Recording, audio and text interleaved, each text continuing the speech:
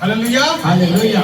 தேவனுடைய வசனத்தை கேட்பதற்கு ரெடியா இருக்கீங்களா? आप तैयार तो बाइबल उठाकर आप कह सकते हैं எடுத்து சொல்லுங்க பாப்போம். जोर से।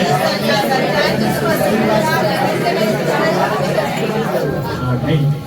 Hallelujah hallelujah. தேவனுடைய சபையிலே வளர்ச்சி என்பதை குறித்து எந்த விதமான ஒரு சந்தேகமும் இருக்கக்கூடாது. परमेश्वर की भवन कलीसिया में उन्नति का बारे में किसी भी रीति का शक नहीं होना चाहिए। உங்க யாருக்காவது சந்தேகம் இருக்குதா? किसी का शक है उन्नति का बारे में? சபை வளரும், कलीसिया उन्नति में जाएगा जाएगा।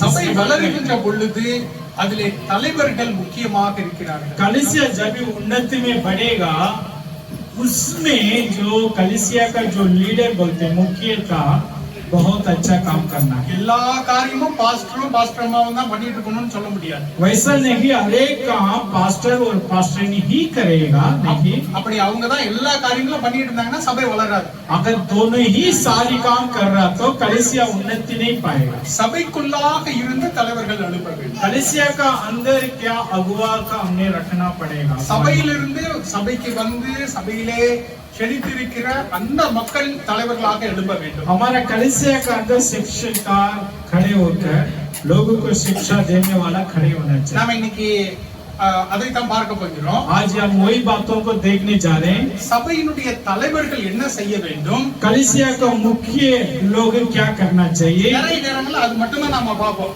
हम कई बार वही बातों को ज्यादा देखते हैं। ஆனா இந்த நாள்ல நான் என்ன செய்தி கொடுக்கணும்னு நான் தியானித்த பொழுது मैं आज का दिन वचन के बारे में सोच रहा था कौन सा वचन दूं। தலைவர்கள் எப்படி இருப்பதுங்கிறது மட்டுமல்ல, सिर्फ जो कलीसिया का मुखिया कैसा रहना काफी नहीं, சபையிலே அங்கத்தினர்களாக நாம் எப்படியாக இருப்பது, कलीसिया का अंदर एक झुंड में जुड़ने वाला हम कैसा रहना, நாம் நல்ல உறுப்பினர்களாக தேவனால் நடத்தப்படுகிற உறுப்பினர்களாக எப்படி இருப்பது, हम कलीसिया के अंदर वैसी एक झुंड में रहकर एक मेंबरशिप में जाकर हम कैसे हमारा काम क्या कलीसिया में, நாம் எப்படி நல்ல அங்கத்தினர்களாக உறுப்பினர்களாக இருப்பது, कलीसिया के अंदर मेरी हिस्सा क्या है, मेरा काम क्या है, உறுப்பினர்களாக நாம் என்னதை செய்யக்கூடாது, जो हम कलीसिया में एक अंग होने के नाते हम क्या नहीं करना चाहिए। இந்த மூன்று காரியங்களை குறித்து பார்க்க போகிறோம். ये तीन बात इसमें हम जो निकाल कर बताएंगे। தலைவர்களாக நாம் என்ன செய்ய வேண்டும், कलीसिया के अंदर मुखिया बनकर क्या करना चाहिए, உறுப்பினர்களாக நாம் என்ன செய்ய வேண்டும், कलीसिया के अंदर हम मेंबर बनकर हम क्या करना चाहिए, உறுப்பினர்களாக நாம் என்ன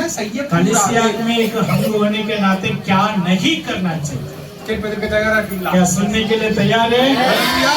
हालेलुया। தேவனுடைய வார்த்தையிலே தலைவர்களை குறித்து பல காரியங்கள் போட்டிருக்கிறது. परमेश्वर की वचन में पवित्र बाइबल में लीडर जो बड़ा जो मुखिया का बारे में बहुत बात लिखा है। தேவனால் அழைக்கப்பட்ட, தேவனால் வழிநடத்தப்பட்ட பல தலைவர்களை நாம பார்க்கலாம். बाइबल में वैसे हम लोगों को सुन सकते हैं, परमेश्वर के द्वारा बुलाया गया है, परमेश्वर के द्वारा चला गया है। பழைய ஏற்பாட்டுல மோசேவை பார்க்கலாம், पुराने கிதியோனை में जो பார்க்கலாம், चला मूसा का एक अच्छा अगुवा करके कह सकते हैं।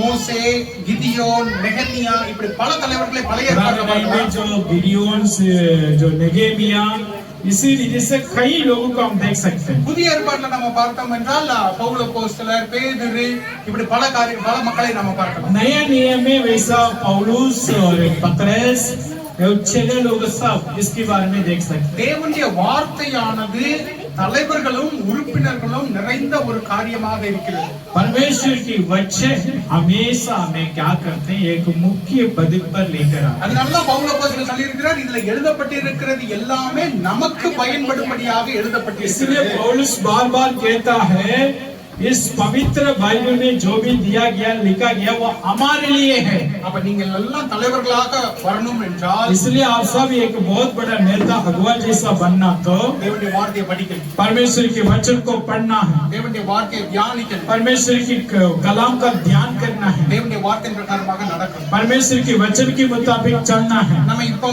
ஏற்கனவே நம்ம நிறைய தலைவர்களை இங்க பார்க்கிறோம். हम पहले ही कई जो अच्छा मुखिया देखते हैं अगुआ யூத் का। லீடர் நம்ம பார்க்கிறோம், यूथ का लीडर का हमारा कलेसिया में है।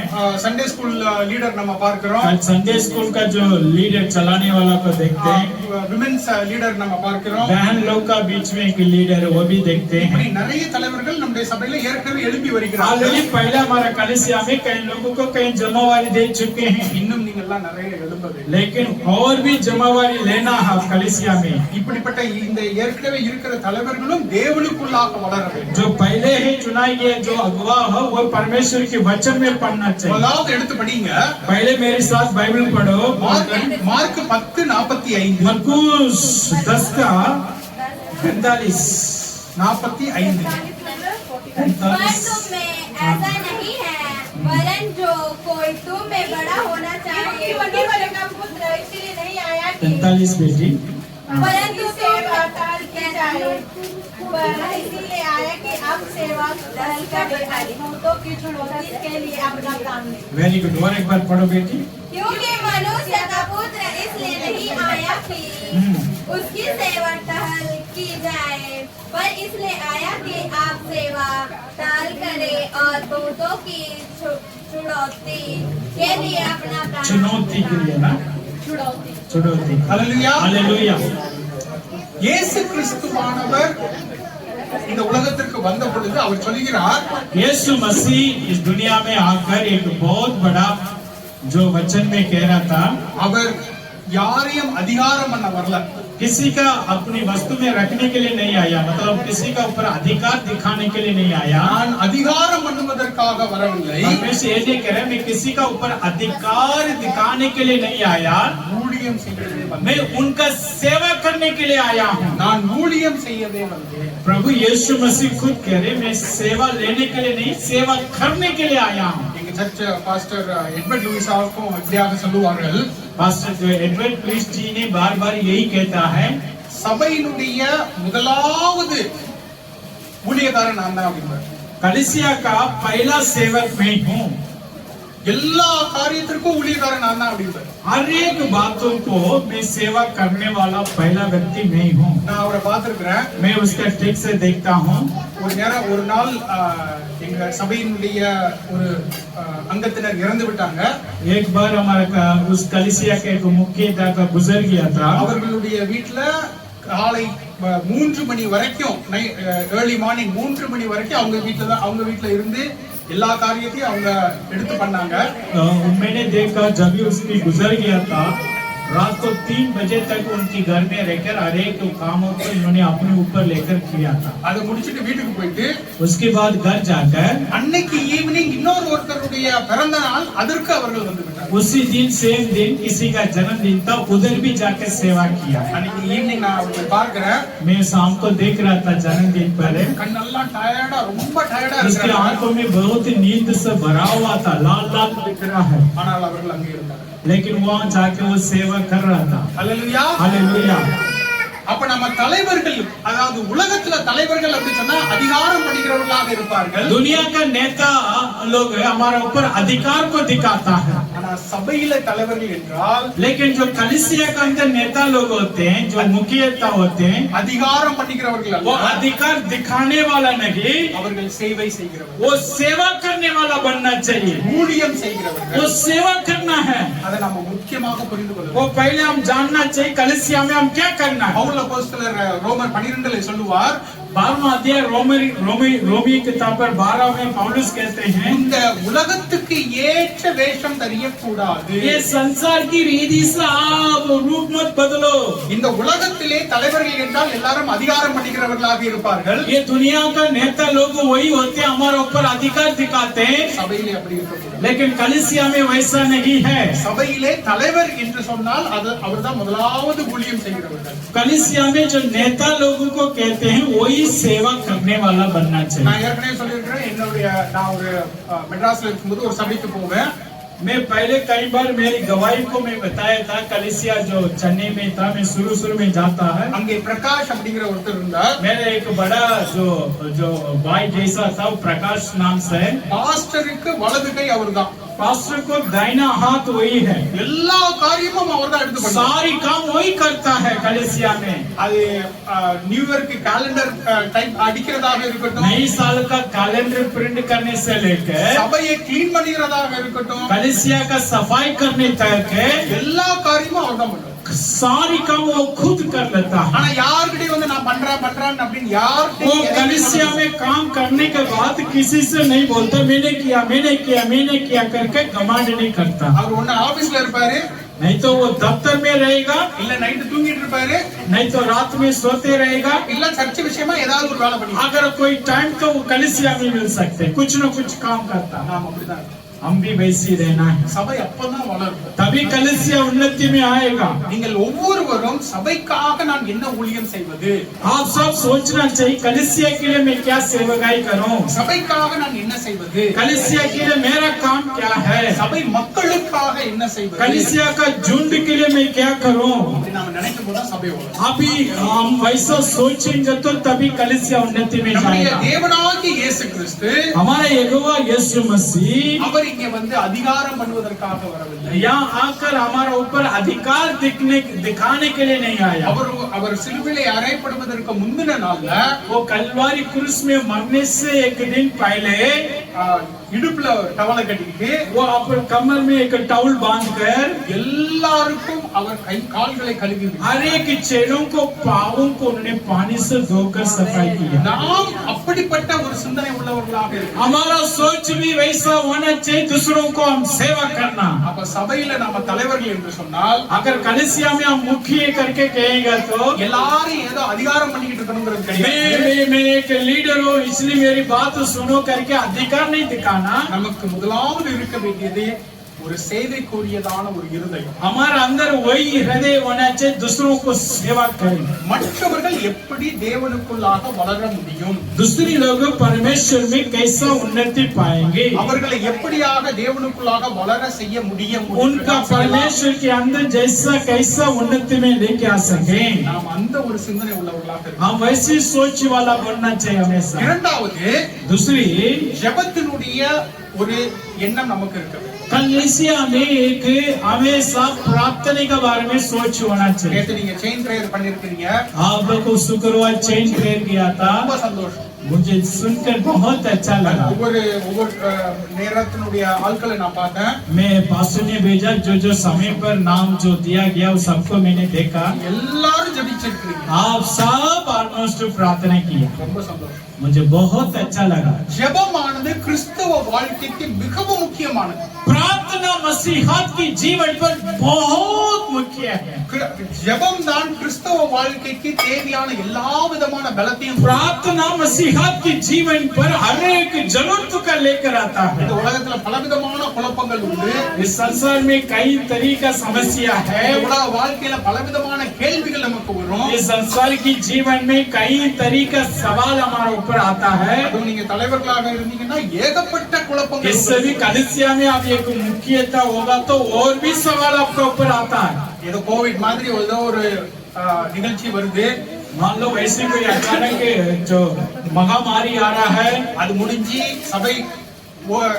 சபையில திறக்கலாமா வேண்டாமா அப்படிங்கிறது ஒரு பெருந்தமான ஒரு குழப்பமா இருக்கும். महामारी पर कलीसिया चलाना नहीं चलाना ये कई तरीका कंफ्यूजन होते हैं।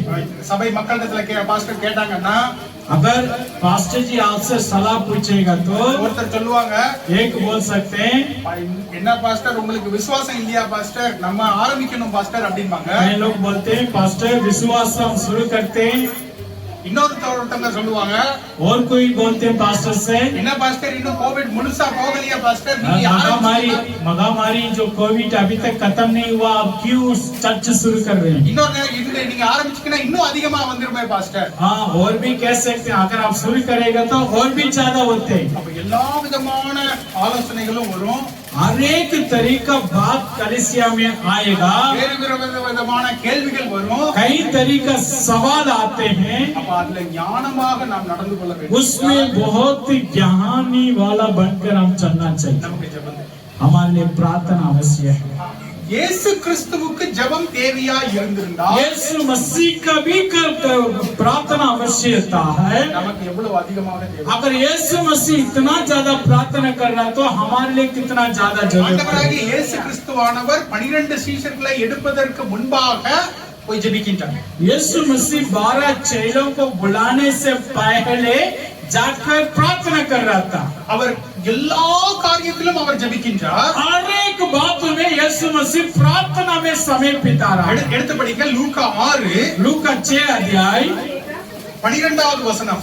उसका 12वां वचन में लिखा है, उन दोनों में हाँ, वहाँ पहाड़ पर प्रार्थना करने गया और परमेश्वर से प्रार्थना करने में सारी रात बिताई। ஹல்லேலூயா हालेलुया। நம்ம அந்த 13வது வசனத்துல நம்ம பார்க்கிறோம் அவர் சீஷர்களை தெரிந்தெடுக்கின்றார்। जो 12वां में प्रार्थना पूरी रात कर रहा था, 13वां वचन में लिखा वो चेलों को चुन लिया। இயேசு கிறிஸ்துவானவர் தன்னுடைய சீஷர்களை இந்த உலகத்தையே கலக்க போகிற சீஷர்களை தெரிந்தெடுப்பதற்கு முன்பாக அவர் ஜெபிக்கின்றார்। यीशु मसीह जो इस दुनिया का हिलाने वाला 12 चेलों को सुनने से पहले पूरी रात प्रार्थना कर रहा था। இரவு முழுவதும் ஜெபிக்கின்றார்। यहाँ लिखा पूरी रात वो प्रार्थना कर रहा அவர் था। எல்லா விதமான ஞானத்தினுடைய ஒரு வடிவாக இருக்கின்றார்। यीशु मसीह ही दुनिया का सृष्टि करता है, ज्ञान की दाता है, वही जाकर प्रार्थना कर रहा है। எல்லாருடைய மனித இருதயத்தையும் தெரிந்தவராக இருக்கின்றார்। यीशु मसीह सबकी हृदय के बारे में जानता था, उसकी गुप्तों को जानता है, ஆனா அவர் இரவு முழுவதும் लेकिन वो पूरी रात प्रार्थना कर रहा है। தேவனுடைய வல்லமைக்காக ஜெபித்திருப்பார்। परमेश्वर की सामर्थ्य के लिए दुआ किया, தேவனுடைய ஞானத்துக்காக परमेश्वर की ज्ञान के लिए दुआ किया। அவருக்கு தெரியும் वो जानता है, சீஷர்ல உள்ளதுதான் ஒரு பேதுரு மாதிரி ஒருத்தர் இருப்பாரு, वो जानता था पतरस जैसा एक चेला होगा, யூதாஸ் மாதிரி ஒருத்தர் இருப்பாரு, यूदास जैसा भी होगा है। எல்லாவற்றுக்குமாக சேர்த்து ஜெபிச்சிருப்பார்। वो सबके लिए वो प्रार्थना कर रहा था। அப்ப நீங்க தலைவர்களாக வேண்டும் என்றால் अगर आप अगवा बनना तो முக்கியமான ஒரு காரியம் ஜெபம்। उसकी इम्पोर्टेंट मुख्यता एक बात है प्रार्थना। நீங்க தனிப்பட்ட முறையில எவ்வளவு ஜெபிக்கிறீர்களோ அவ்வளவுக்கு அவ்வளவு வெளிப்படையாக அது தெரிய வரும்। आप अकेला बनकर कितनी प्रभु की संग बैठकर दुआ करेगा, उतनी आपके जीवन पर परमेश्वर की सामर्थ प्रकट होगा। நிறைய பேர் சபைக்கு வந்து பொதுவா ஜெபிச்சாதான் ஜெபிப்பாங்க। कई लोगों की प्रार्थना वही होते हैं, कलीसिया में जो प्रेयर होते हैं उसी प्रेयर में आते हैं, சத்தம் போட்டு ஜெபிப்பாங்க, कलीसिया में आकर चिल्लाकर सबके सामने दुआ करते हैं, ரொம்ப நேரம் ஜெபிப்பாங்க। लंबा समय प्रार्थना करते हैं, ஆனா அதுல ஒரு பயனும் இல்லை। लेकिन उसमें एक फायदा भी नहीं है। நீங்கள் தனிப்பட்ட முறையில आप ஜெபிக்கிறீங்க, अकेला बन में कैसा प्रार्थना कर रहे हैं? யாரும் பார்க்காத பொழுது जो ஜெபிக்கிறீங்களா, दूसरी व्यक्ति नहीं देखते उसी जब आप किससे प्रार्थना कर रहे हैं, அப்பொழுதுதான் வல்லமை வரும், तभी आपके अंदर सामर्थ्य प्रकट होगा, அப்பொழுதுதான் ஞானம் வரும்। तभी आपके अंदर ज्ञान प्रकट होगा। ஆண்டவராகிய இயேசு கிறிஸ்து தன்னுடைய ஊழியத்தை ஆரம்பிக்கின்ற பொழுது ஜெபிக்கின்றார்। परमेश्वर यीशु मसीह अपनी सेवकाई को शुरुआत करते समय हम दुआ कर रहा है। கடைசில கெத்செமனே தோட்டத்துக்கு போகிறார்। आखिरी कलवारी क्रूस में जाने से पहले गत्सेमने में जाकर दुआ कर रहा था, वहाँ भी जाके दुआ कर रहा है। அங்கே ரத்தம் விழுகிற வரைக்கும் ஜெபிக்கிறார்। वहाँ गत्सेमने वाटिका में वैसी दुआ कर रहा था, उसकी पसीना खून की समान गिरा था। எடுத்தபடியே மத்தேயு 26 मत्ती 26वां अध्याय में लिखा है, 36 படிங்க। उसका 37 पढ़े, 26-37 मत्ती 26-36। वह पतरस और हाँ, जब्दी के दोनों पुत्रों को साथ ले गया। 26-36। तब यीशु ने अपने चेलों के साथ हाँ, गत्सेमनी हाँ। एक स्थान में आया हाँ। और अपने चेलों से कहने लगा, यही बैठ रहना जब तक मैं वहाँ जाकर प्रार्थना करूँ। वह पतरस और जब्दी के दोनों पुत्र को साथ ले गया और उदास और व्याकुल होने लगा। बस ठीक है। हालेलुया। व्याकुल होने लगा। हालेलुया। அவர் அங்கே ஜெபிக்க போகிறார்। यहाँ प्रार्थना करने जा रहा था, கடைசி நேரம், आखिरी समय है, சிலுவையில் அறையப்பட போகிற நேரம்। दूसरा दिन उसका कलवारी क्रूस पर मारने जा रहे हैं। சீஷர்களோட போய் ஜெபிக்க चेलों के साथ मिलकर दुआ कर रहा था। அப்ப நீங்க தலைவர்களாக சபைக்குள்ளாக நீங்கள் எழும்ப உங்களுக்கு வேண்டியது இருந்தால் अगर कलीसिया के अंदर आपका एक मुख्यता होगा तो होना चाहिए तो நீங்க எவ்வளவுக்கு எவ்வளவு ஜெபிக்கிறீங்க, आप कितनी ज्यादा प्रार्थना कर रहे हैं, தனிப்பட்ட முறையில் எவ்வளவு ஜெபிக்கிறீர்கள், अकेलापन पर कितने समय प्रार्थना कर रहे हैं, தேவனுடைய வார்த்தையை வைத்து எப்படி ஜெபிக்கிறீர்கள், परमेश्वर की वचन को लेकर कैसा प्रार्थना कर रहे हैं, வாக்குத்தத்தங்களை வைத்து எப்படி ஜெபிக்கிறீர்கள், वायदा का बारे में कैसा प्रार्थना कर रहे हैं। உங்களுக்கு கீழே இருக்கிற உங்க அங்கத்தினர்களுக்காக உறுப்பினர்களுக்காக ஜெபிக்கிறீர்களா? क्या आपका नीचे रहते परिवार लोगों के लिए, कलीसिया लोगों के लिए दुआ करते हैं? அதுதான் முக்கியம். वही इम्पोर्टेंट। நீங்க எவ்வளவுக்கு எவ்வளவு ஜெபிக்கிறீர்களோ आप कितना ज्यादा प्रार्थना करोगे அவ்வளவுக்கு அவ்வளவாக உங்கள் மூலமாக தேவனுடைய வல்லமையும் தேவனுடைய ஞானமும் வெளிப்படும். इतनी ज्यादा आपके द्वारा परमेश्वर की ज्ञान सामर्थ प्रकट होगा। நீங்க வெளியே இப்படி சபையாக கூடி வரும்போது ஜெபிப்பது ஒன்று, आप कलीसिया में मिल जब इस झुंड जमा होते हैं उधर भी प्रार्थना करना। இந்த கூடி வருகின்ற பொழுது நாம் ஜெபிக்க வேண்டும், हम कलीसिया में जब भी जमा होते हैं प्रार्थना जरूर करना அது நல்லது. अच्छा है, தனிப்பட்ட முறையில ஜெபிக்கணும். लेकिन अकेलापन प्रार्थना आपके लिए बहुत आवश्यक அது है। முக்கியமாக தலைவர்களாக இருக்கின்றவர்கள் அதிகமாக कलीसिया में जो मुख्य में करने वाला काम वो जरूर प्रार्थना करना। உங்களுடைய ஞானத்துக்காக ஜெபிக்கணும். आपके ज्ञान के लिए दुआ करो। பலவிதமான குழப்பமான காரியங்கள் நடக்கும். कई बार वैसी व्याकुल वैसी दुख की बात हो सकते हैं आपके जीवन पर। நீங்க தினசரி வாழ்க்கையில நடந்து போகிற பொழுது குழப்பமான பல கேள்விகள் रोज पर आपके जीवन पर कई सवाल आते हैं। அதெல்லாம் நீங்க தாங்கி நிக்கணும்னா उस सबको जीतना तो ஜெபம் வேண்டும். प्रार्थना आवश्यक है। எவ்வளவுக்கு எவ்வளவாக நீங்கள் ஜெபிக்கிறீர்களோ जितनी ज्यादा प्रभु की हजूरी में बैठकर दुआ करोगे அவ்வளவுக்கு அவ்வளவு உங்களுக்கு நல்லது. उतनी ज्यादा आपके लिए बहुत उन्नति है। மூன்றாவது பார்க்கிறோம், तीसरी इसी पहला पॉइंट में देखते हैं, தலைவர்களாக நீங்கள் நல்லபடியாக செயல்பட வேண்டும் என்றால் अगर अगुवा का रूप से अच्छा काम करना तो தேவ ஆலோசனை உங்களுக்கு தேவை. परमेश्वर की शिक्षा आपका आवश्यक தனிப்பட்ட है। முறையில நாம் எல்லாத்தையும் பண்ண முடியாது. हम अकेला बन पर कुछ भी नहीं कर सकते। தேவன் நமக்கு தேவையான காரியங்களை பலர் மூலமாக நமக்கு வெளிப்படுத்தி परमेश्वर हमारी जो भी काम जरूरत है आलोचना जरूरत है दूसरों को द्वारा हमें देता है। எடுத்துபடிங்க நீதிபதிகள் 15:22 नीति वचन 15 का 22 में क्या लिखा? நீதிபதிகள் 15:22 15 का 22 नीति वचन। बिना सम्मति की कल्पनाएं निष्फल हुआ करती हैं, हाँ परंतु बहुत से मंत्रियों की सम्मति से हाँ बहुत मंत्रियों की बात अलग होता है। ஆலோசனைக்காரர் அதிகம் இருந்தால் அவைகள் உறுதிப்படும். हाँ यहाँ लिखा बहुत मंत्रियों से बहुत मजबूत होते हैं। திட்டங்கள் நீங்கள் நிறைய திட்டங்கள் வைத்திருப்பீங்க. आप बहुत प्लान रखते हैं आपकी पर्सनल जीवन पर, ये कुछ योजना रखते हैं। இந்த சபையை நம்ம கட்டுகிறோம், आप देखो आजकल हम भवन बना रहे हैं, அதற்கு பல திட்டங்கள் இருக்கிறது. आपका सोच भी होगा भवन वैसा होना चाहिए। நீங்க ஒரு யூத் லீடரா இருக்கலாம், हो सकता है आपका कलीसिया में एक यूथ लीडर हो, சண்டே ஸ்கூல் லீடராக இருக்கலாம், संडे स्कूल लीडर हो, இல்ல நீங்க சகோதரர்களுக்கு ஒரு லீடராக இருக்கலாம். भाई लोगों के लिए एक लीडर का रूप से हो। இதற்கெல்லாம் நீங்கள் பல திட்டங்கள் வைத்திருப்பீர்கள். इसके लिए आप बहुत प्लान रखते हैं, ஆனா தேவனுடைய வார்த்தை சொல்லுது, लेकिन परमेश्वर का वचन कहता है உங்களுடைய திட்டங்கள் எல்லாம் ஆலோசனையினாலே பல ஆலோசனையினாலே உறுதிப்படுத்தப்படும். आपकी हर एक बात बहुत लोगों की बातों को द्वारा शिक्षा के द्वारा मजबूत होता है। எனக்கு எல்லாம் தெரியும் அப்படின்னு இருக்க கூடாது. आप ये नहीं बोलना चाहिए मुझे सब आता है। நீங்க 4 பேர்ட்ட கேட்கணும், आप 4 लोग से पूछना, ஜெபத்தோட கேட்கணும். प्रार्थना के द्वारा पूछना। அப்போ கேட்கும் பொழுதுதான் திட்டங்கள் உறுதி. 4 लोग से बात करने से तभी आपका योजना आपका प्लान सक्सेस होगा। இந்த சபை கட்டப்படுவதில் நான் பாஸ்டரை நல்லா அப்சர்வ் பண்ணியிருக்கிறேன். जब भी भवन बन रहा था उसके बारे में पास्टर का बारे में ठीक से देखा है। பலரிடத்துல போய் அவங்க ஆலோசனை கேட்டாங்க. कई लोग से जाके पूछने लगा ये कैसा करें। அந்த ஆலோசனைகளினாலதான் இன்னைக்கு இவ்வளவு நாம கட்டப்பட்டிருக்கோம். पूछताछ करते करते करते ही यहाँ तक खुदा में लेकर आए। அப்ப நீங்களும் आप भी अपने खुद की जीवन पर, நீங்கள் சபையில தலைவராக இருக்கின்ற பொழுது अगर आप कलीसिया के अंदर एक अगुवा हुआ तो நீங்கள் தேவ ஆலோசனையை கேட்க வேண்டும். आप परमेश्वर की आलोचना का पूछना है। மோசே தேவனால் தேர்ந்தெடுக்கப்பட்ட ஒரு மனிதனாக இருக்கிறார். यहाँ लिखा मूसा परमेश्वर की ओर चुना हुआ एक व्यक्ति था। தேவன் அவனை தெரிந்தெடுத்து தலைவனாக வைத்திருக்கின்றார். परमेश्वर उनका चुना एक अगुवा का रूप से रखा है। அவன் அங்கே மக்களுக்கு யூத மக்களுக்கு நியாயம் தீர்த்து கொண்டிருக்கிறான். युगदी लोगों को न्याय करने वाला था वो. உன்னுடைய மாமனார் வர்றாங்க. उसका जो ससुर आ रहा था, அவர் வந்து பாக்குறாங்க. वो मूसा का देख रहा था. பார்த்துட்டு சொல்றாங்க, मूसा से कहने लगा, நீ செய்வது தவறு. मूसा जो आप काम कर रहे हैं गलत है. உனக்கு நல்லதல்ல. वो आपके लिए भलाई नहीं है. இதனை நீ தொடர்ந்து செய்ய முடியாது. ये लगातार ये काम आप कर नहीं सकते. அவர் ஜெத்ரோ அவருக்கு ஆலோசனை उसका கொடுக்கிறார். ससुर वाला का नाम जत्रो था. वो उसकी अच्छा आलोचना दे रहा था. மோசே அந்த ஆலோசனையை எடுத்துக்கொள்கிறார். मूसा उनकी बातों को ले लिया, ये अच्छा आइडिया कर. அவர் சொல்லல, நான் ஆண்டவர்கிட்ட போய் பேசுறவன். मूसा ये नहीं बोला मैं प्रभु से 40 दिन बात करने वाला हूँ. ஆண்டவர் என்கிட்ட முகமுகமா பேசுவாரு. परमेश्वर मुझसे चेहरा से चेहरा बात करता था. அவரே எனக்கு சொல்லி கொடுக்கல.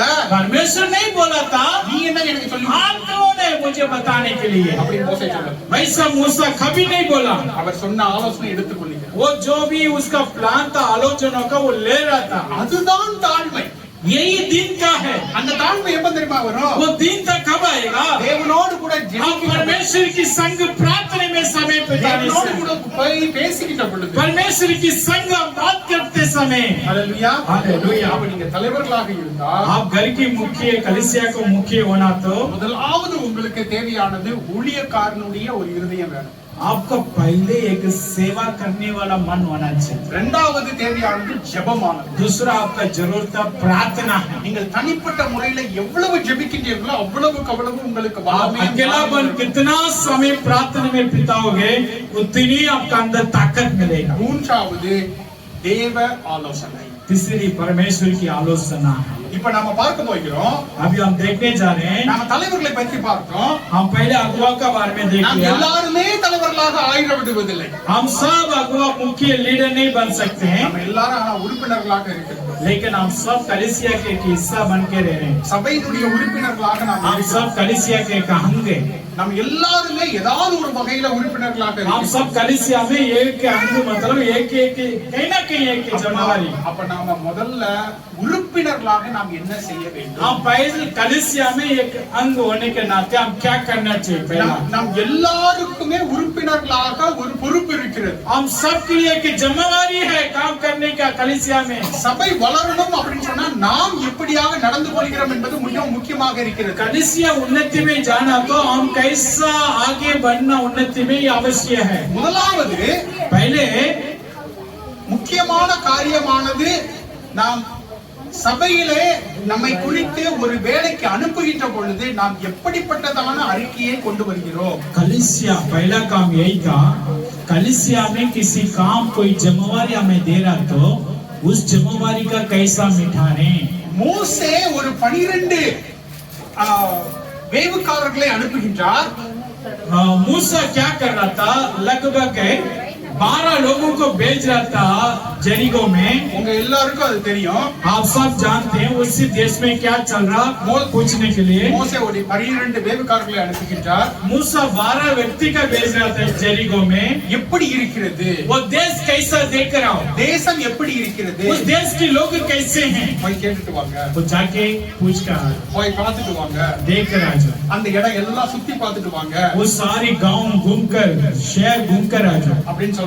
वैसे 12 लोगों को मूसा भेज रहा था. இன்னைக்கும் இந்த காரியங்கள் நடக்கிறது. आज भी ये आज के जमाने में भी ये काम होते हैं. மாஸ்டர் சொல்லலாம், पास्टर आपसे कह सकते हैं நம்ம சபை கட்டிக்கிறோம், हम कलीसिया बना रहे हैं. செங்கல்லாம் எங்க கிடைக்கும் போய் பார்த்துட்டு हाँ வாங்க. पहले भाई हीटर का बारे में पूछताछ कर आ जाओ. சிமெண்ட் எங்க கிடைக்கும் பார்த்துட்டு सीमेंट வாங்க. का बारे में पूछताछ कर आ जाओ. எந்த இடத்துல நாம சபை கட்டலாம்ங்கறத பார்த்துட்டு வாங்க. वो जगह का ढूंढ कर आओ कहाँ सस्ता मिलता. இப்படி இன்னைக்கும் சபையில நடக்கும். आज भी प्लान होते हैं. கிறிஸ்துமஸ் ப்ரோகிராம் நம்ம எங்க போடலாம், क्रिसमस प्रोग्राम कैसा बनाते हैं बनाना, அதற்கு எந்த இடம் நல்லா இருக்கும், कौन सा अच्छा जगह நீங்க போய் பார்த்துட்டு வாங்க. आप जाके देख कर आ जाओ. அப்ப இந்த 12 பேர் போயிட்டு வர்றாங்க. 12 लोग वैसा मूसा का बात सुनकर उसी गांव में जाकर आ रहा है. உங்களுக்கு இந்த கதை தெரிந்ததுதான். आप लोग पहला निर्गमन में इसमें पढ़ सकते हैं. 10 பேர் தவறான ஒரு செய்தியை கொண்டு வர்றாங்க. लेकिन उनमें से 10 लोग था, 12 लोगों में से 10 लोग हैं वहाँ से बुरा ही संदेश लेकर आए. பாஸ்டர் இதெல்லாம் நடக்காது பாஸ்டர்.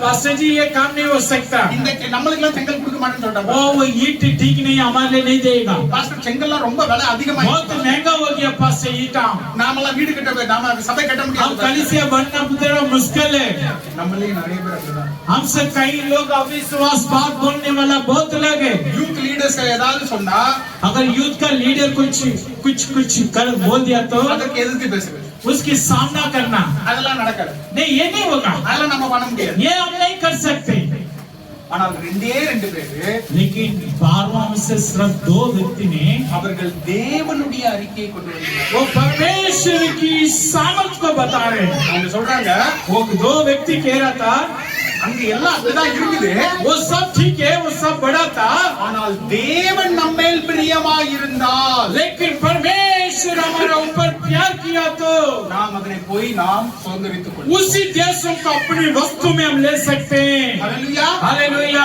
நீங்கள் எப்படிப்பட்டதான அறிக்கையை கொண்டு வருகிறீர்கள் आप किस तरीके का जो संदेश लेकर आ रहे हैं பாஸ்டர் உங்களை அனுப்புறாங்க पादरी आपको भेज रहे हैं தலைவர்கள் உங்களை அனுப்புகிறார்கள் जो अगुआ आपको भेज रहे हैं நீங்கள் எப்படிப்பட்டதான அறிக்கையை திரும்ப கொண்டு வருவீர்கள் आप किस तरीके का जो संदेश वापस लेकर आ रहे நீங்கள் हैं ஜெபத்தோடு போனீங்கன்னா अगर आप प्रार्थना के द्वारा जाएगा तो தேவனுடைய வாக்குத்தத்தத்தோட போனீங்கன்னா परमेश्वर की वायदा का लेकर जाएगा तो திரும்பி வரும்போது தேவனுடைய வாக்குத்தத்தத்தோட आप वापस आते समय ही वायदा पूरी कर आओगे நீங்க திரும்பி வரும்போது தேவ வல்லமையோட வருவீங்க आप वापस आते समय परमेश्वर की सामर्थ आएगा நீங்க போகும் பொழுதே ஒரு தவறான ஒரு அறிக்கையோட போனீங்கன்னா अगर आप जाते जाते एक बुराई संदेश सोच के जाया तो பாஸ்டருக்கு வேற வேலையே கிடையாது पादरी का दूसरा काम नहीं है எதற்காலும் எனத்தையாவது ஒண்ணு செஞ்சுக்கிட்டே இருப்பாரு कुछ ना कुछ बोलते रहता है ये करो वो करो அப்ப ஒரு நெகட்டிவா நீங்க போனீங்கன்னா अगर एक वैसी एक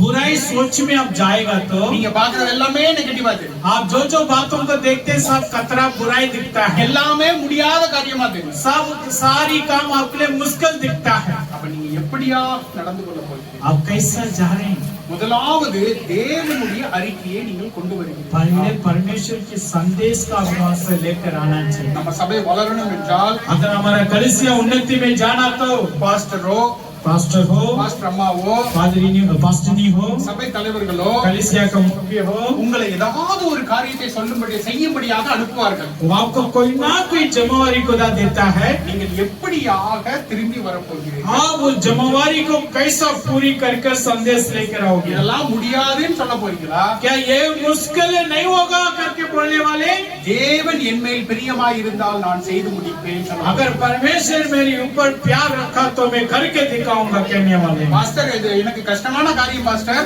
पास्टर जी ये बहुत बड़ा मुश्किल मेरे लिए நீங்க ஜெபிச்சுக்கோங்க आप प्रार्थना करें நான் போய் பண்ணிட்டு வரேன் मैं जाके करके आऊंगा நீங்கள் எப்படிப்பட்டதான ஒரு அறிக்கையை கொண்டு வர போகிறீர்கள் किस तरीके का बात संदेश लेकर आने அப்ப वाले முதலாவது காரியம் அதுதான் पहला काम वही था இரண்டாவது காரியம் दूसरा क्या करना நாம் ஒரு चाहिए அங்கத்தினர்களாக हम एक कलिसिया में मुख्यता होने के नाते உறுப்பினர்களாக कलिसिया में एक जुट में होने के नाते நாம் தலைவர்களை எப்படியாக நடந்து கொள்கிறோம் தலைவர்களோடு கூட எப்படியாக நடந்து கொள்கிறோம் हम दूसरों के साथ कैसा मेल मिलाप में रहते हैं தலைவர்களாக இருப்பது சாதாரண காரியம் அல்ல कलिसिया में एक अंग बन के रहना मुख्यता बन के रहना आसान बात नहीं மனிதை இலக்க பண்ணுகிறதான வருத்த பண்ணுகிறதான பல காரியங்கள் தலைவர்களாக இருக்கின்ற பொழுது कलिसिया में जो मुख्यता का मन उदास मन दुख मन निर्बलता में ज्यादा होते हैं அவர்கள் உங்களை நினைக்கின்ற பொழுது எப்படியாக அவர்கள் நினைக்கின்றார்கள் वो आपके बारे में सोचते समय क्या सोच रहे हैं எனக்கு இந்த காரியத்துல மிகுந்த பிடித்தமான ஒரு வார்த்தை मुझे इस जगह पर एक बहुत अच्छा वचन अच्छा लगा அப்போஸ்தலர் நடவடிக்கைகள் 28:15 प्रेरित का काम 28 का 15 प्रेरित का काम 28 का 15 वहाँ से भाई हमारा हाँ। समाचार सुनकर हाँ। अप्पियुस के चौक और सराय तक हमसे भेंट करने को लेकर आए हाँ। इन्हें देखकर पौलुस ने परमेश्वर का धन्यवाद किया और ढांढस बांधा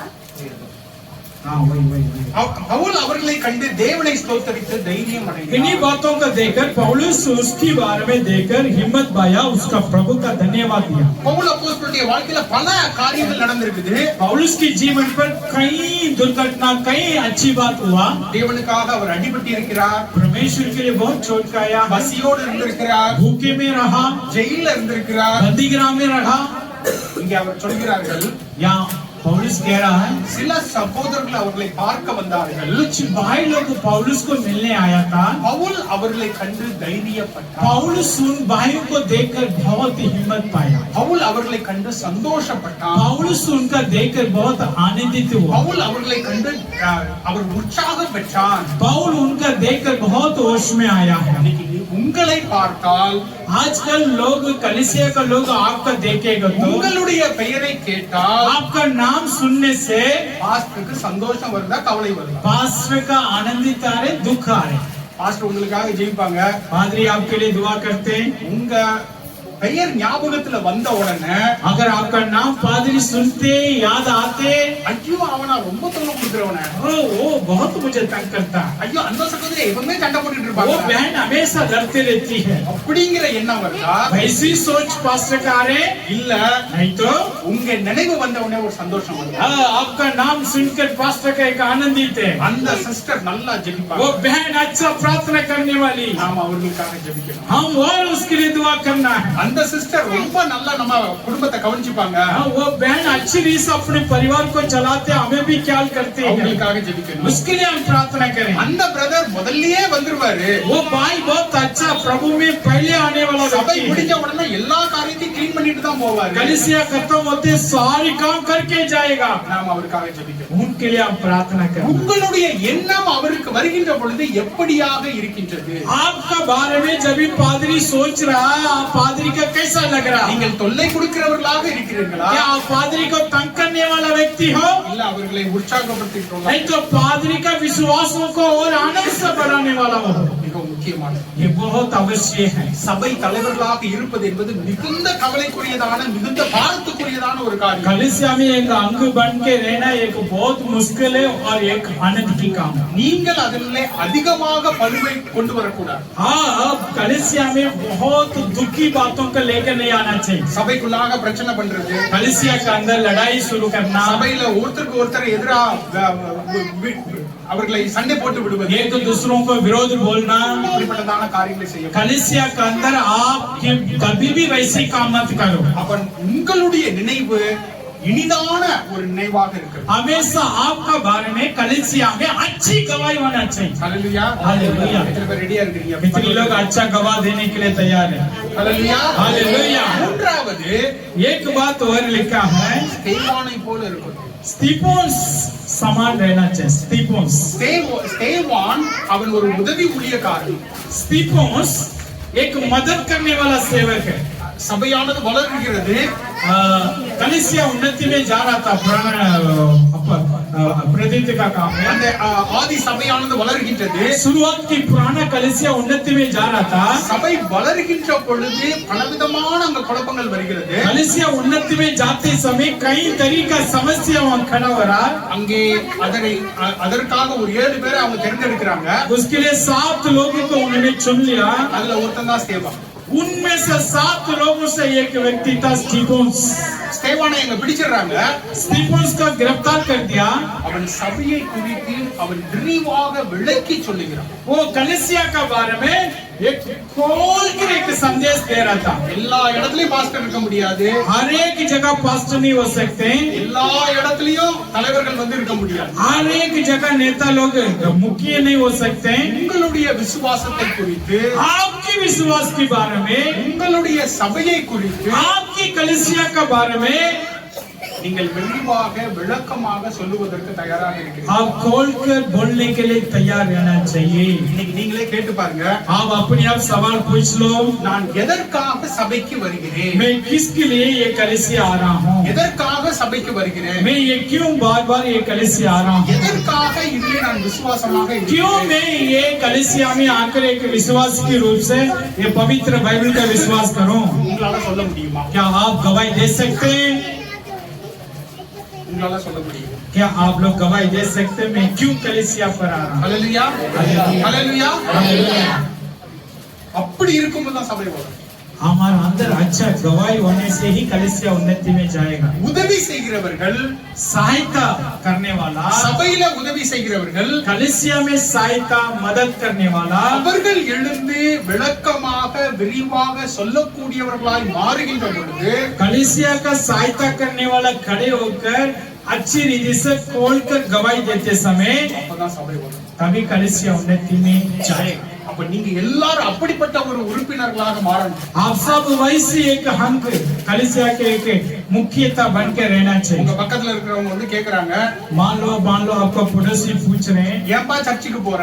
भाई क्यों चर्च जा रहे हैं, உங்களால தெளிவாக சொல்ல தெரியும். उसका उत्तर आप बहुत खोल कर ठीक से देना चाहिए। எதற்காக சபைக்கு போறோம்? क्यों आप कलीसिया जा रहे हैं, அப்பதான் நீங்க சொல்ல முடியும், வந்து பாருங்கள் நீங்க சொல்லணும். तभी आप कह सकते हैं भाई मेरी संघ कलीसिया में आके देखो। ஹல்லேலூயா, हालेलुया ஹல்லேலூயா. हालेलुया। நாம சபை வளரணும்னா अगर हमारा कलीसिया बढ़ना तो நாம எல்லாரும் அட்லீஸ்ட் இன்னொரு ஒரே ஒரு ஃபேமிலியை கொண்டு வரணும். कम से कम दूसरा एक फैमिली को प्रभु के भवन पर लेकर आना। நம்ம சபை நம்ம புதிய இடத்துக்கு நம்ம போக போகிறோம். अभी कुछ ही दिन में हम नई जगह पर आराधना शुरू करने जा रहे हैं। அங்க நீங்க எல்லாரும் ஒருத்தர் ஃபேமிலியை கூட்டிட்டு வரணும். आप सब और के एक फैमिली को एक्स्ट्रा वहां लेकर आना। உங்க फ्रेंड्स நீங்க கூட்டிட்டு வரணும்.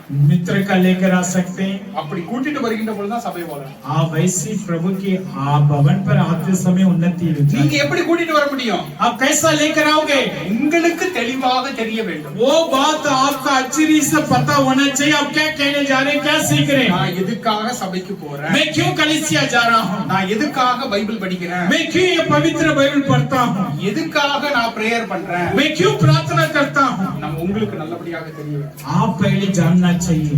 அந்த ஸ்தேவானுக்கு மிகவும் கிளியராக தெளிவாக தெரிந்திருந்தது. उस स्तिफनुस का अच्छी रीति से आता था प्रभु के बारे में। அவனுக்கு கல்லெறி அவனை நோக்கி வருகிறார்கள். लोग उसके ऊपर पत्थर फेंकने लगा, मारने लगा। அந்த நேரத்துல அவனுக்கு ஒரு தெளிவு வருது. उसी समय उनके अंदर एक ज्ञान प्रकट हुआ। அவனுக்கு பயம் அல்ல, उसके अंदर डर नहीं हुआ, தெளிவு இருந்தது. वो एक ज्ञान प्रकट हुआ। அவன் சொல்றான், वो कहने लगा, எல்லாவற்றையும் சொல்லிட்டு சொல்றாரு, सारी बात बताते और लास्ट में एक बात बता रहा, நான் இயேசு கிறிஸ்துவை பார்க்கிறேன். मैं यहाँ से खड़े यीशु मसीह का सिंहासन पर बैठे हुए देखा हूँ। இயேசு கிறிஸ்துவை பார்க்கிறேன். मैं यीशु मसीह का यहाँ से देख रहा हूँ। நாம் இயேசு கிறிஸ்துவை நம்முடைய வாழ்க்கையிலே வெளி காண்பிக்கிறவர்களாக இருக்கிறோம். हम यीशु मसीह का अपने जीवन पर प्रकट करने वाला हूँ। நம்முடைய கஷ்டமான நேரங்களிலே हमारा मुश्किल के समय पर நாம் இயேசு கிறிஸ்துவை சிங்காசனத்திலே பார்க்கிறோம். हम क्या यीशु मसीह का सिंहासन पर बैठ के देखते हैं, அப்பொழுதுதான் நாம் ஸ்தேவானை போல ஒரு சாட்சியாக, तभी हम स्तिफनुस की समान एक गवाह बनकर रह सकते हैं।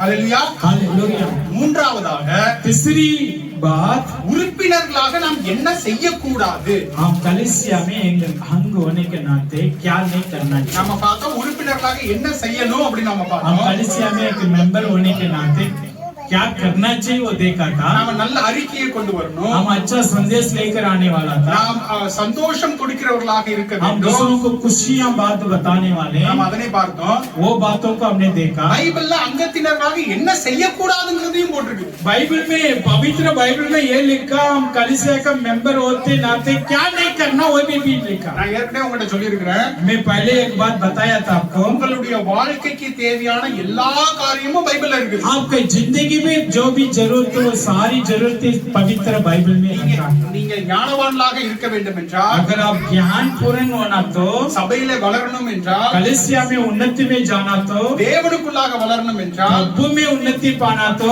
இதுலதான் இருக்குது. ये पवित्र बाइबल में இதை நீங்க लिखा है। படிக்க படிக்கதான் உங்களுக்கு ஞானம் வரும். इसका पढ़ो ज्ञान प्रकट हो। ஹல்லேலூயா. हालेलुया। நாம் 2 ராஜாக்களிலே பார்க்கிறோம். दूसरी राजा का किताब में एक बात देखते हैं, எலிஷா என்கிறதான ஒரு மனிதன் இருக்கிறான். एलिशा का बारे में लिखा, एलिजा, நாகமான் என்கிற ஒரு சிறிய ராஜாவினுடைய ஒரு சேனாதிபதிக்கு அங்கே ஒரு தொழுநோய் வந்து விடுகிறது.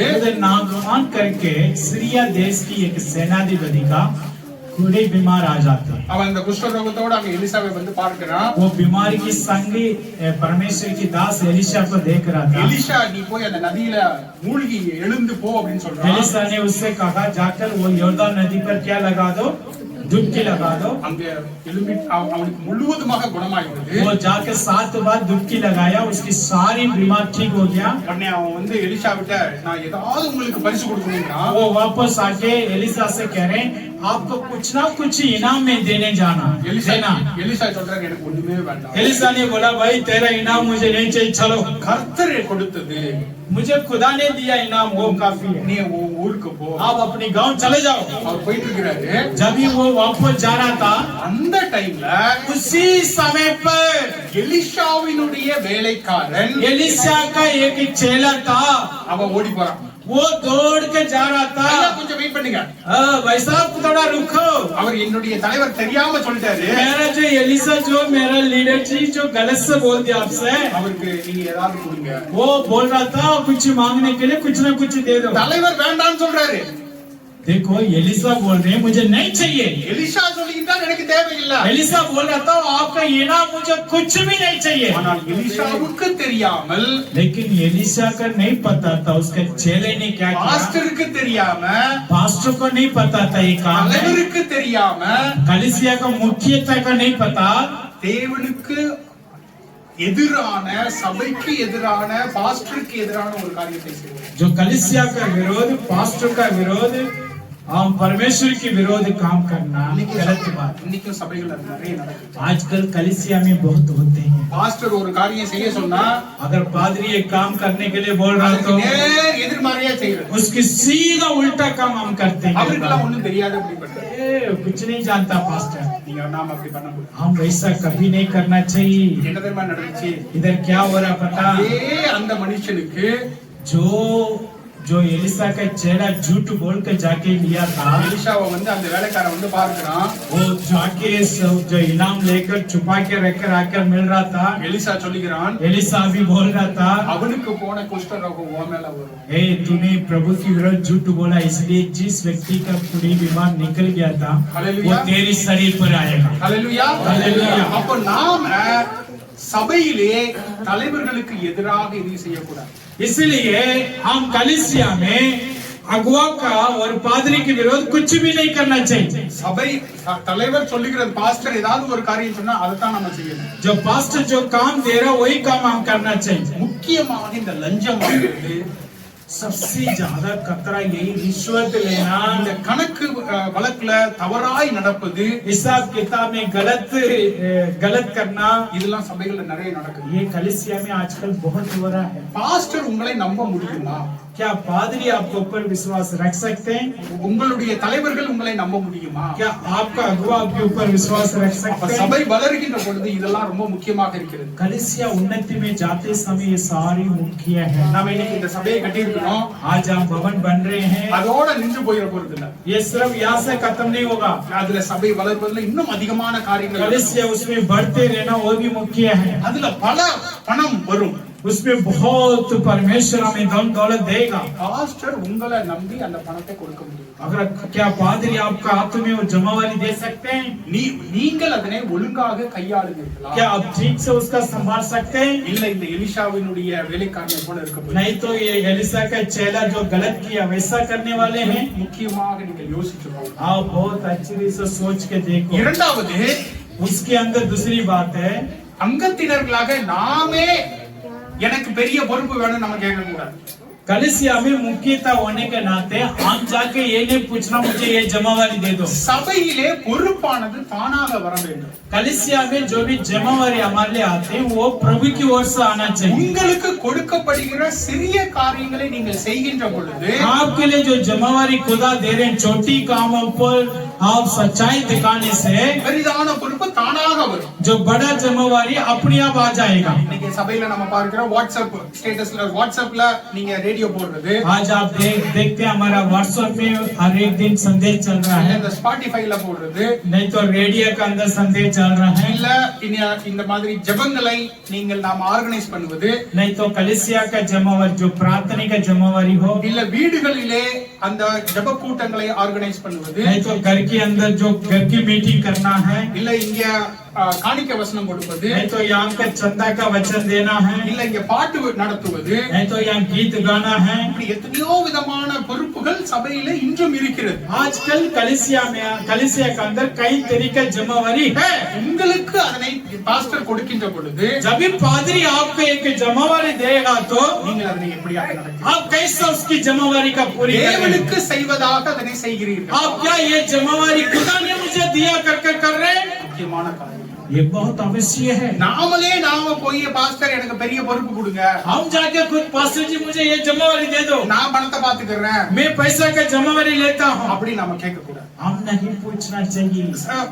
தேவனுடைய வார்த்தையில இப்படிப்பட்டதான ஒரு காரியம் நடந்திருக்கிறது. क्योंकि परमेश्वर के वचन में ठीक से लिखा है। மத்தேயு 20:20 படிங்க. मत्ती 20:20 में क्या लिखा? மத்தேயு 20:20 मत्ती का 20:20।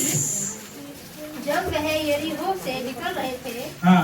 तो एक बड़ी भीड़ उसके पीछे हो ली और दो अंधे जो सड़क के किनारे बैठे थे। तब जब्दी के पुत्रों की माता ने अपने पुत्रों के साथ यीशु के पास आकर प्रणाम किया और उससे कुछ मांगने लगी।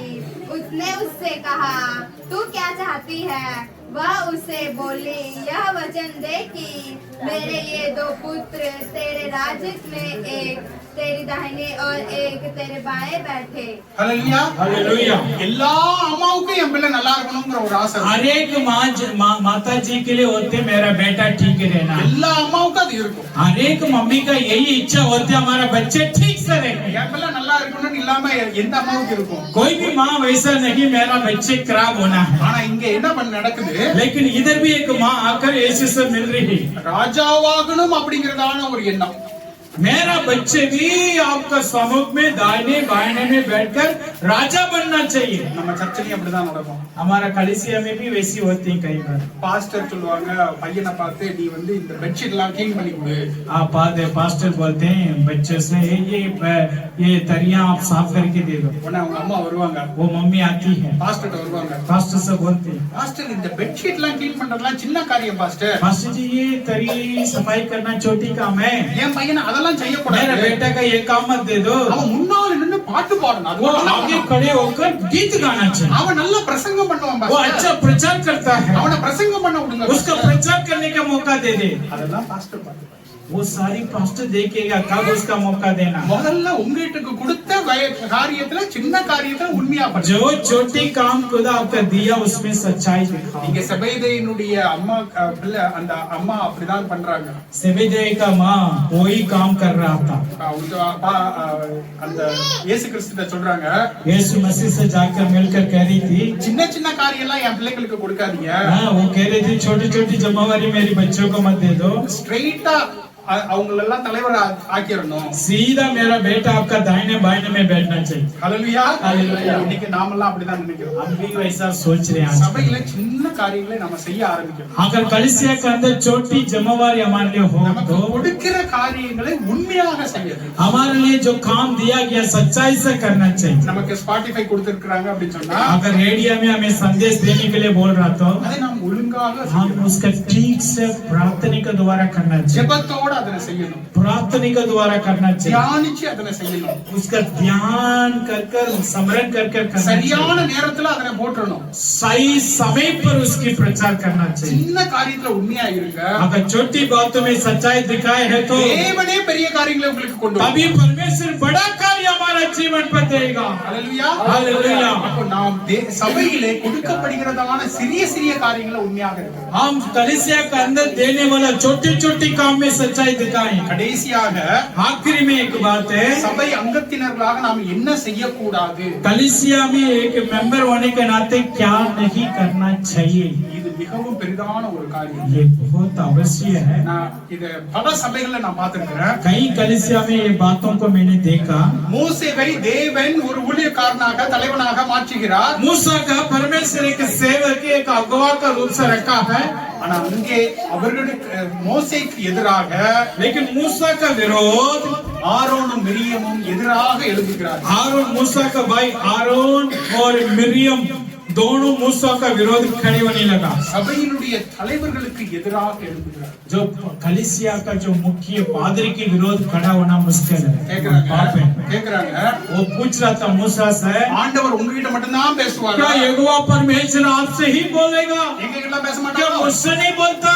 அப்படின்ட்டு தேவ ஊழியர்களுக்கு எதிராக எழும்புகிறார். परमेश्वर की दासनी के विरोध खड़े होने लगा। நீங்க என்னாகமம் 12ல இதை படிக்கலாம். आप गिनती का किताब 12वां अध्याय में ये बारे में लिखा है। தேவனுடைய தலைவர்களுக்கு எதிராக எழும்புகிறார். परमेश्वर की दासों का विरोध वो लोग कर रहे हैं। தேவனுக்கு அது பிடிக்காத ஒரு காரியம். परमेश्वर का पसंदीदा नहीं ये काम है। தேவன் அபிஷேகித்திருக்கிற தலைவர்களுக்கு எதிராக கையை உயர்த்துவது மிகவும் பெரிதான ஒரு परमेश्वर जो दासों का अभिषेक किया उसके ऊपर उंगली उठाना बहुत बड़ा पाप है। பாஸ்டர் பண்றது உங்களுக்கு ஏதோ ஒரு தவறுன்னு தெரியுதா? वो अगर पास्टर जो काम कर रहे हो उसमें से कोई गलत दिख रहा तो முதல்ல ஜெபிங்க. आप पहले उसके लिए प्रार्थना करो। நான் காலேஜ்ல படிக்கும்போது ஒரு நடந்த நிகழ்ச்சி. कॉलेज में मैं पढ़ाई कर रहा था, एक बार हुआ था वैसा। ஒரு டிஜிஎஸ் அந்த अंकल ஒரு மெசேஜ் கொடுத்தாங்க. जो डीजीएस दिनकरन जो बड़ा पादरी था वो प्रचार कर रहा था। எனக்கு ஒரு தவறு தெரிஞ்சது.